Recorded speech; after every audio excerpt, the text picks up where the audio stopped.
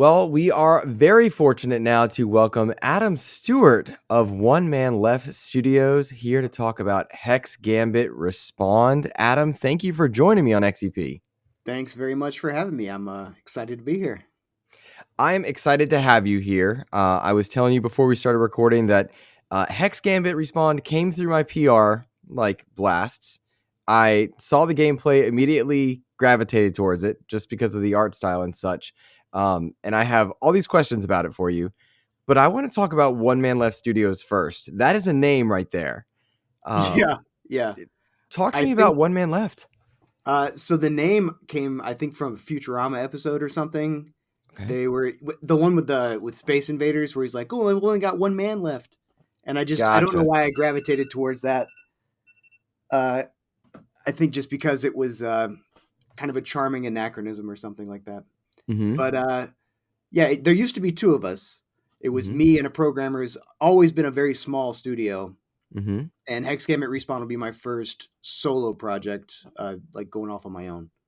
I That's cool. began in the company as the artist, so this is my first time programming and seeing something all the way through. Interesting. Now, was game development something you had always focused on, or was that like a goal for you, or was this kind of an alternate career path? Oh, this is the dream job for sure. Um, Okay. when we started out, I was doing the artwork and we collaborated on game design decisions. So I didn't do any of the programming, like implementing things, but we always had equal say over design decisions. And I always found myself being the spreadsheet guy of like when you have different unit types and everything to balance out. I like to get nerdy with that stuff. So uh, when it was time to go solo, I gravitated to where I could be an artist and just like freelance or something, but I prefer the game design work to all that. Like I feel like that's my strongest. Uh, it's what makes me the happiest. So Gotcha. The way you're talking about it implies that this is your first game. Is that right? I've No. launched. This will be like the eighth title I've launched, like been a part of. Mm-hmm. This is my first time as a solo developer. So all of the artwork in Hex Gambit Respawn, all of the game design, animation, like you name it, was me. And then I have a composer that helps me with the sound stuff, and some very That's talented like vocal artists that did the captain voices. I did catch those voices during the trailer, and I'll encourage any listener or viewer right now, if you're seeing this, you're probably seeing B-roll next to it of the trailer. Go listen to it because the voices are amusing to say the least. Oh yeah, they were fun to write, and they were extra fun to like be in the studio and hear them deliver the lines.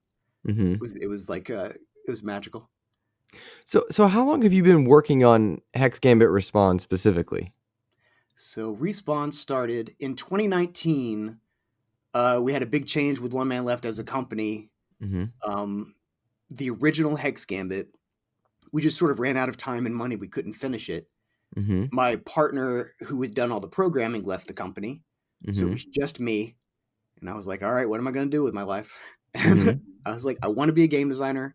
I am super in love with this game design in particular. So I Mm-hmm. thought for my first, attempt coming back, I will put this together as like a local multiplayer game and just get that, back out in the world, like get it finished and get it out on the store. Mm-hmm. And in doing that, I like applied for an Epic MegaGrant and I got that. I reached out to publishers. I found a publisher, and with all the encouragement, it slowly like built from it was gonna be just a local multiplayer couch game, Mm-hmm. and it became like it's got online crossplay now, a single player campaign, all this AI and stuff that you could Mm-hmm. battle against. Like it, it is the biggest game probably we've ever launched, which is also my first like doing it by myself game. Okay, so that you touched on several things that I want to like backtrack on. But for anyone that's unfamiliar, Hex Gambit, it's a turn-based digital board game, 1 to 4 players, matches roughly 20 minutes. You can, like you said, you can battle the AI, you can do multiplayer. But before we talk about that aspect, you said an Epic Mega Grant. What is that from Epic Games? What is Oh that yeah, for? they do like a grant you can apply to get a little money to help you with development because obviously that helps you get some more room, like some more headway to add new Mm-hmm. features and things like that.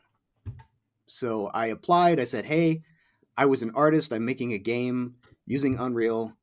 Mm-hmm. Specifically, I'm using their visual scripting language, which is Blueprint." Mm-hmm. And I was like, "I don't even know if you can really finish and ship a game just in Blueprint, not writing any code. Mm-hmm. Uh, but this is the project I'm working on." And Epic was like, "Here's some funds to help you keep going and see if you can get it all the way to the storefront." That's And interesting and cool. yeah, I'm shocked that I managed it. The whole time I was making the game, I was like, I'm gonna hit a roadblock at some point where you Mm-hmm. have to know C++. And I Mm-hmm. kept waiting for it, and it just never happened. So did it all stay in Blueprint, you said? Yeah, Blueprint is there. It has the same principles as coding. It's just a different way of doing it. Interesting. So you were able to successfully make it all in Blueprint. Yeah, That's super cool. yeah. And I was inspired by like, and I'm not on Toby Fox's level, but Toby Fox made Undertale in Game Mm-hmm. Maker, which is like this weird thing, which isn't really. I don't know how much code he had to write to make the game, Mm-hmm. but I was like, if he can do it by himself, maybe I can figure something out.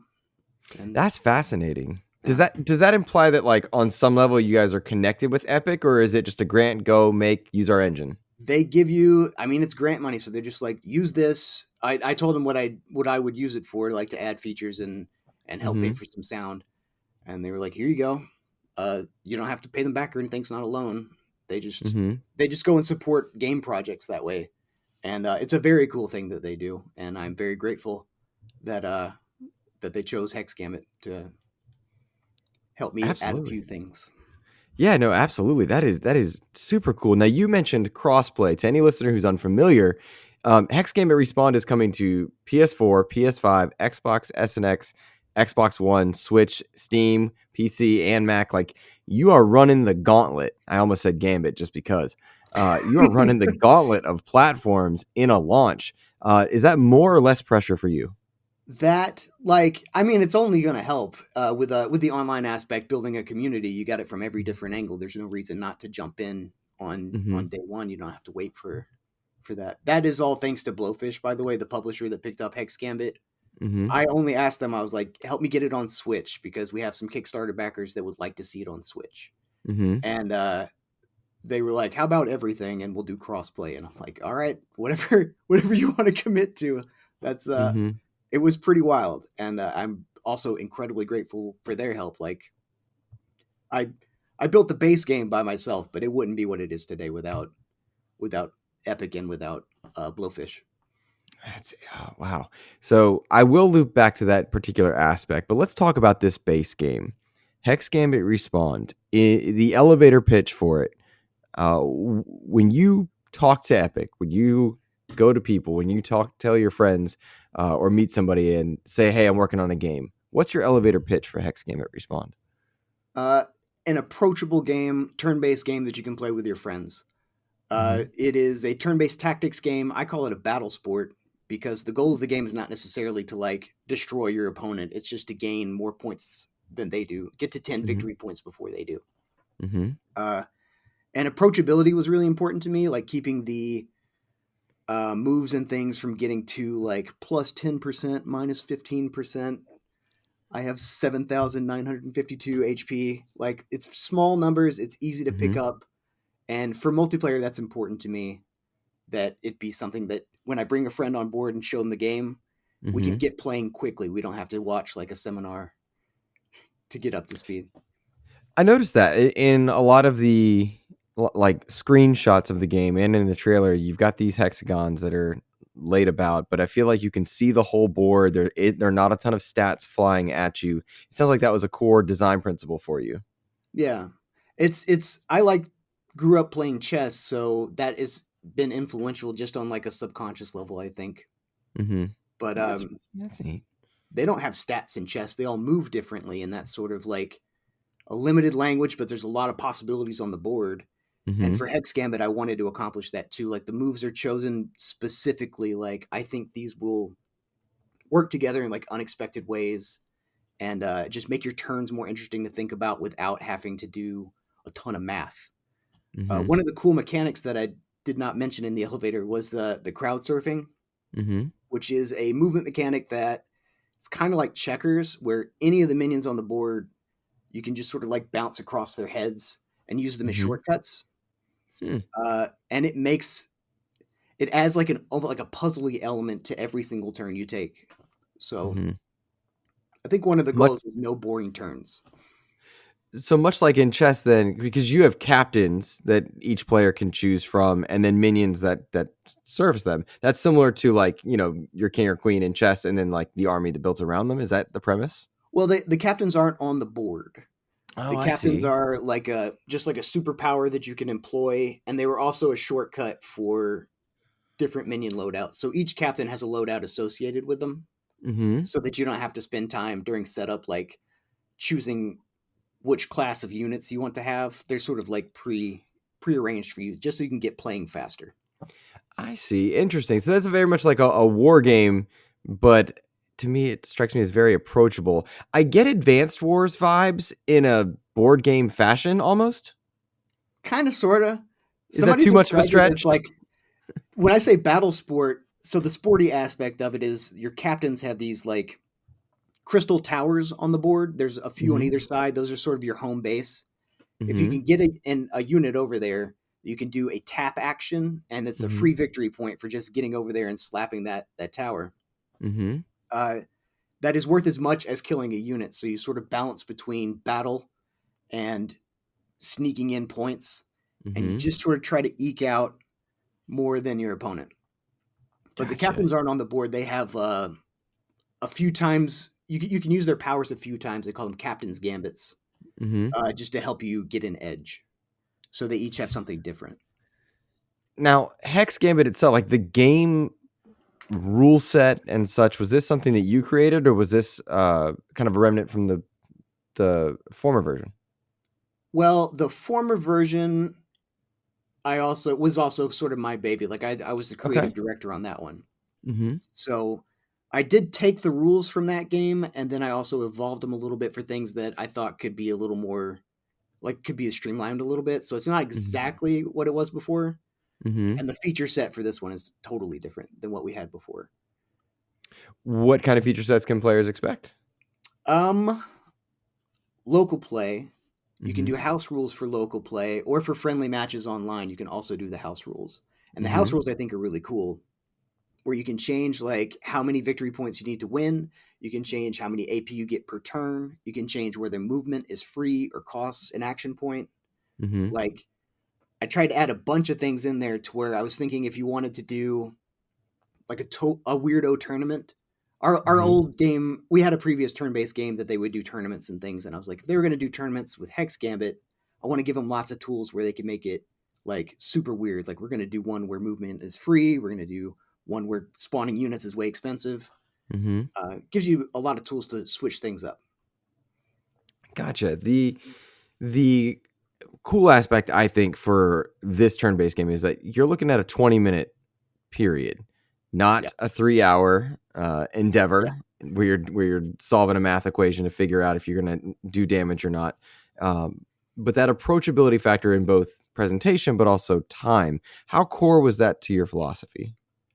Super important because like I mentioned before, we had done a turn-based game before. It was called Outwitters, and one of the issues I had with that game was that the single match could go on for a really long time. Mm-hmm. So I really wanted to tamp it down to where you could sit down and play a couple of matches in a single sitting. So the victory point was like a natural way to get there. Like you can sort of set the length to what you like. Um, so yeah, session length was super important. Interesting. So that I keep saying interesting. I feel like that's my buzzword right now, but I really do find this game really fascinating. Just because as I watch gameplay, I'm so anxious for it. You also added a single player campaign. You said, was that designed to teach players the game, or just for solo play? It was a little bit of both. I was so excited that the AI was working and that the stuff that I had written was flexible enough that I could put it Mm-hmm. in different board layouts and it be pretty challenging. Mm-hmm. So I was like, I bet I could stretch that into like a cool single player thing. So it teaches you, it slowly introduces the units. It has like a super goofy story that is like, it doesn't matter at all, but it was fun to write. Mm-hmm. Uh, and it's like, I feel like I play a lot of single player games myself, so I wanted to make sure that if you just bought the game to play the single player, you would get your money's worth Mm-hmm. in terms of the quality of that. Because it's got multiple difficulties too, so you can start out easy, or Mm-hmm. you can go nuts right from the start if you want. I don't Mm-hmm. recommend that though. How much? How long does it take to master then? To master the game, I don't know if I've mastered the game, but the single player campaign is like 5 hours ish. Mm-hmm. More than that if you want to try it on a harder difficulty after you finish it. Mm-hmm. I one of the things I get a kick out of in a lot of traditionally turn-based games, particularly strategy-based games, battle sport-esque, you might say, is how many layers of emergent strategy can just kind of show up organically. And when you see different mindsets take control, I mean, obviously you guys had Hex Gambit proper and then now with Respawn, but I would imagine as you tweaked and adjusted things, you saw new strategies emerge from like playtesting. Yeah, yeah. The philosophy for character moves was I want there to be not that many moves so it's easy to learn, but I want each of the moves to have like a good use and a really strong use. So Mm-hmm. like with the soldier, he can stab outwards, so you can use it if you have good positioning, you can hit two people with it. Mm-hmm. Uh, and if you or you could just sort of like tweak somebody from far away and just hit one. Mm-hmm. So moves that could be used well or used poorly were uh, things that I sought out, and there were some weird interactions, especially with the like buff debuff unit called the Motivator. Mm-hmm. He has some interesting like combinations that he can do, but I don't even know if I've explored all the combinations between what units can do paired with each other and paired with the different captain powers too. They all Mm-hmm. sort of feed each other. The Captain Powers, how did you decide and settle on what each perk set uh, does for each captain, I suppose? Yeah, it's a single power, like a single gamut that each one can do. And the way that I've balanced them, originally it was going to be a comeback mechanic only. So if you were losing, you could use your captain power, and if you were winning, it was off limits. But I found that it was more fun to just give them stock uses based on how strong the move was. So the weakest one I think is Bjorgolf, who is this big yeti, has a freeze attack, and he gets three uses of that. And then there's some that are more intense than that, where it's like refresh a unit completely, get rid of all the status effects that might be on it, and like recharges cooldowns instantly and that kind of stuff. Those get like Gotcha. single use, but I see. yeah, trying to keep variety among the powers was a fun challenge. That was a Do spreadsheet time. I can imagine. I feel like you would have to be like doing almost bar graphs there, like the intensity of this versus this kind of thing. Yeah, Um, and it's kind of math, but it's also there's like a little bit of feel to it. Like on paper, this doesn't look strong, but in practice, we need to tone it back a bit. so I feel like the art style makes that approachability for anybody that might balk at the idea of a strategy game. Your characters are some of them are even adorable. Others can look like silly, menacing, depending on like the captain portraits and stuff. Yeah, How did you settle on that kind of an art style? the art style was a process. There, it started with like looking for inspiration. So I want them to be faceless, so that when they explode, you don't feel too sad about it. Mm-hmm. So there, Final Fantasy Crystal Chronicles has this race of people that are like armor people. They have no real like they just like clothes that are floating. So I Mm-hmm. had that in one corner of my like sketch document, and then in the Mm-hmm. other corner I had Castle Crashers and like Power Rangers. First of all, I'm a For diehard Power Rangers fan, so cheers to you, sir, for that. And they I can were see the Castle Crashers in there too. yeah, those are the white stripes and stuff. It helps them stand out Mm-hmm. against the background, and like Mm-hmm. it started out kind of medievally, like thematically, because I think it's easy to go there when you're doing tactics. And Mm-hmm. then I think it was my partner's suggestion from the original Hex Gambit. Mm-hmm. Let's try something else. So I was like, all right, well, maybe like futuristic Castle Crasher Power Rangers that fight each other. That'd be fun. Cheers. I dig that. I dig that just because I'm a sucker for the old Mighty Morphin. It's just how it goes. It's just how it goes. Uh, when you're designing a game like this, are you like sketching pencils out? Like this is how the movements are going to be, or are you building this in game? Like if you've got these inspirations, is it on a notepad to start? Oh man. Yeah, think back. Yeah. Yeah. So for the backgrounds and stuff, it's like brainstorm because there's no world or anything. So let's try to think about what like kind of themes would be there. I've got one Mm-hmm. that's like ancient ruins from ancient Hex Gambit Mm-hmm. battles, and then the more futuristic stuff that looks like just like what you'd expect from a battle arena. Mm-hmm. There's one called the Laser Dome where those maps have a laser that you can take control of by controlling a certain space. If Mm-hmm. you flip it to your team's color, the laser will take pot shots at you or at Mm-hmm. your opponents on your turn. I really liked I really liked that mechanic of that's a tangent. I noticed some of the boards though, like some of them have lasers, some of them are like Yeah. grassy and castle-y. Others, one of them reminded me of Monday Night Combat, just in like how that laser was pointed down at you. You've got different like arenas that are almost like war coliseums and such. Yeah, yeah. I kind of hopped around a little bit and tried to think of what the world of it's just a league of like weird arenas that they let these robots go in and blow each other up at. Gotcha. The original Hex Gambit was a giant stadium with a crowd and stuff, but I got away from that into like smaller spaces just because they looked better from that perspective. I think. Does getting away from that allow you to flex? I say flex muscles, but just like to flex in other areas, like you've got water effects and stuff like that. Yeah, it was fun to explore because I am not. We've shipped 8 games, but only 2 of them have been 3D games. So it's like a learning process as I go. Mm-hmm. Like how you do a cool effect like that, and I'm on YouTube for for a couple of days, and then I'm like, yeah, I think I can approximate that and make it look good. Were there Uh, any attempts with that just botched and you were like, whoop, nope, did not work, cannot uh, work?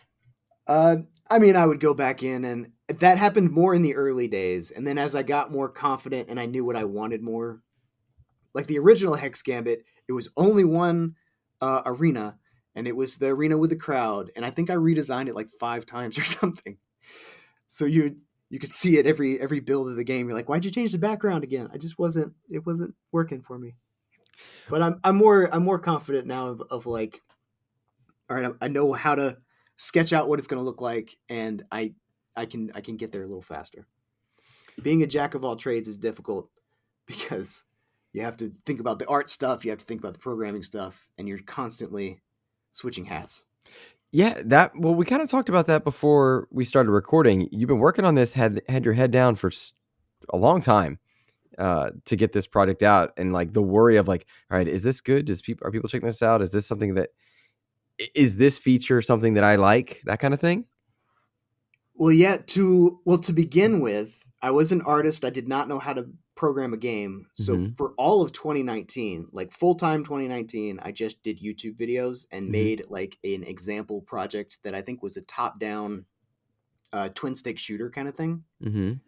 And then at the end of 2019, I was like, all right, I think I know enough where I could make a game and get it to market. Mm-hmm. And I want to bring Hex Gambit back because I miss it and I'm sad that it's gone. Mm-hmm. And I'm going to do it without all the rush and the time crunch and the running out of money worries that we had before. I've got all the time that I need. I'm going to do it right this time. And it was just fun to bring it back. And then to see other people get on board and it just sort of like take on a life of its own. That's why it's called Respawn. Which apt and appropriate, all Yeah. things considered. So here's a dreaded question that I ask every developer, and it's so not fair. Are you happy with it?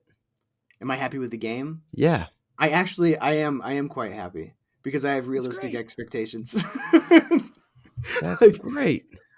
because I've made so many games, I know that at a certain point you just got to call it.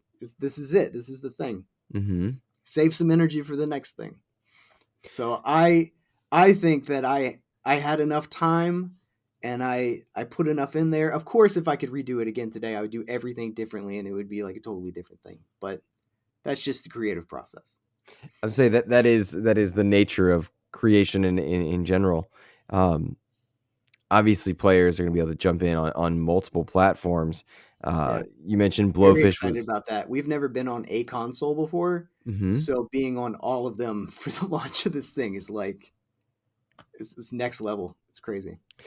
Does that you said Blowfish handled a bunch of that. Do you Yeah, have to factor in or worry about hitting one platform versus another? Is there any difference on your side as far as going to this as the developer? they've all got different standards and stuff, Mhm. but most of that does fall under if you use a porting house or if your publisher is handling the porting, then that's sort of their concern. But certain things like you have to have a screen that says press start to go, and there's like little considerations, but not nothing major. Gotcha. So like swapping A for X, Yeah, Xbox and PlayStation, that kind of stuff.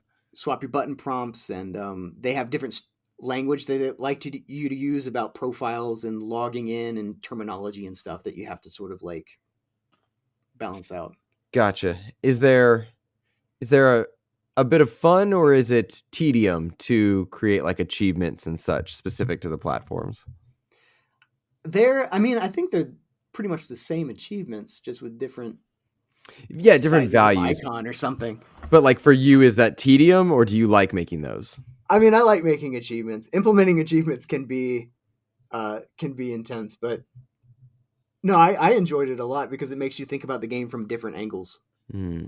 I didn't want to approach them as just tacked on achievements. I wanted it to be like, oh, if you accomplish this particular weird thing, there should definitely be a little award that pops down for that because that's pretty cool.